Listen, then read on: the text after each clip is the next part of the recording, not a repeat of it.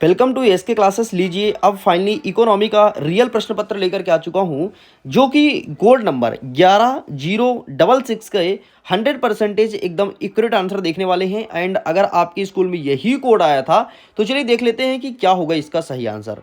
लेकिन उसके पहले अगर आप चाहते हैं कि सर मेरे प्रश्न पत्र का वीडियो बनाइए या फिर मेरे सेट का वीडियो बनाइए, तो आप अपना पेपर का पीडीएफ बना करके मुझे सेंड कीजिए या फिर फोटो क्लिक करके सेंड कीजिए। लेकिन फोटो अच्छे से क्लिक होना चाहिए, कोई पेपर का पेज कटा फिटा नहीं होना चाहिए। मैं आपके प्रश्न पत्र का वीडियो बनाऊंगा। आप मुझे सेंड करेंगे 74 70 705 703 वाले मोबाइल नंबर पे। जैसे ही आप अपना पीडीएफ भेजते हैं मैं तुरंत आपके पीडीएफ के फुल सोल्यूशन का वीडियो शूट करूंगा।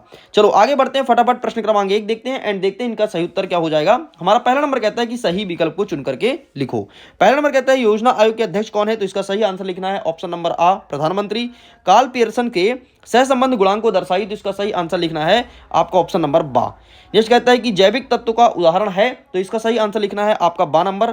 ठीक है, वन श्रम बल और कार्य बल में अंतर क्या कहलाता है, तो इसे कहते हैं बेरोजगार श्रम। तो यहां पर लिखना है बेरोजगार श्रम। ठीक है, नेक्स्ट आगे बढ़ते हैं। वर्ग अंतराल दिया गया है, इसका माध्य मूल क्या होगा, तो इसका माध्य मूल आपका 75 हो जाएगा। नेक्स्ट कहता है सरकार ने केंद्रीय प्रदूषण नियंत्रण बोर्ड की स्थापना किस सन में की थी, तो इसे किया था 1982 में।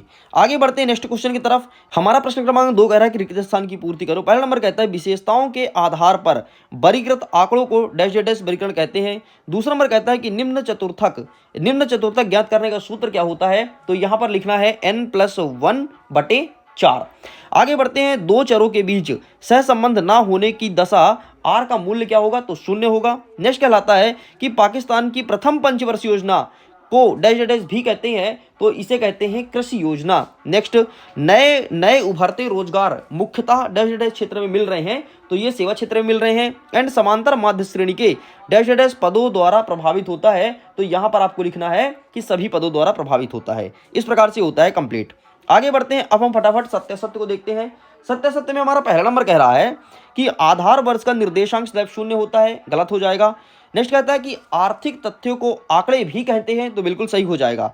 नेक्स्ट कहता है समांतर माध्य से n मूल्यों के किसी समुच्चय के विचलन का बीजगणितीय योग 1 होता है, यह आपका गलत हो जाएगा। नेक्स्ट कहता है प्रच्छन्न बेरोजगारी का संबंध सेवा क्षेत्र से है, तो बिल्कुल आपका ये गलत हो जाएगा।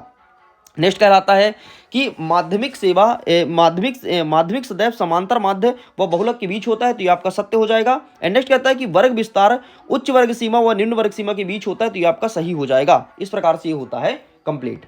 चलिए आगे बढ़ते हैं। नेक्स्ट क्या कह रहा है कि फटाफट सही जोड़ी को मिलाइए, आइए देखते हैं। पहला नंबर कहता है कि अभाव, तो इसका सही आंसर लिखना है ऑप्शन नंबर सी आर्थिक समस्या।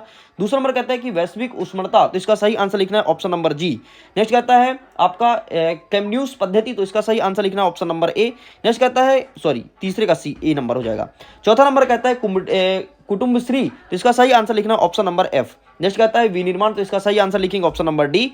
नेक्स्ट कहता है कि IBRD, तो इसका सही आंसर लिखना है विश्व बैंक। एंड गुणात्मक मापन, तो इसका सही आंसर लिखना है मध्यिका। इस प्रकार से होता है कंप्लीट। आगे बढ़ते हैं, प्रश्न क्रमांक 5 कह रहा है कि एक वाक्य में उत्तर दो। पहला नंबर कहता है कि ओजोन अपक्षय क्या है, तो इसका सही आंसर लिखेंगे कि ओजोन के क्षरण को ही ओजोन अपक्षय कहते हैं। नेक्स्ट कहता है कि चीन में कौन सी कीमत नीति लागू की गई थी, तो यहां पर बताया गया था कि सरकारी मूल्य नियंत्रण नीति। नेक्स्ट कहता है निर्देशांक में Q0 क्या प्रदर्शित करता है, तो Q0 बताता है कि आधार वर्ष मूल्य कौन सा है। नेक्स्ट कहता है कि श्रमिक जनसंख्या अनुपात का सूत्र क्या होता है, तो कार्यरत जनसंख्या बटे कुल जनसंख्या गुणे 100। फिर सुन लो, कार्यरत जनसंख्या बटे कुल जनसंख्या गुणे 100। उदारीकरण क्या होता है, उदारीकरण का मतलब ये होता है कि आप कहीं भी जाकर के व्यापार कर सकते हो, ये कहलाता है उदारीकरण, चाहे भारत में चाहे विश्व में। नेक्स्ट कहता है कि महान सर्वहारा सांस्कृतिक कार्यक्रम किस देश ने द्वारा चलाया गया था, तो ये चलाया गया था चीन के द्वारा। ठीक है, महान सर्वहारा चीन द्वारा। एंड इसमें बहुलक क्या है, ये प्रश्न पूछा गया है, तो इसमें बहुलक सिंपल सा आपको 10 लिख देना है। इस प्रकार से होता है कंप्लीट। आगे क्वेश्चंस देख लो। आगे क्वेश्चंस आपके एएसके क्लासेस के बूस्टर डोज से बहुत सारे देखने को मिला था। ठीक है, आप खुद एनालिसिस कर सकते हैं एंड कमेंट सेक्शन में आप स्वयं बताइए कि एएसके क्लासेस के वीडियो से कितने क्वेश्चंस आपके एग्जाम में देखने को मिला था। मैं वीडियो को एंड करता हूं। Thanks for watching. जल्दी मिलते हैं नेक्स्ट वीडियो के साथ।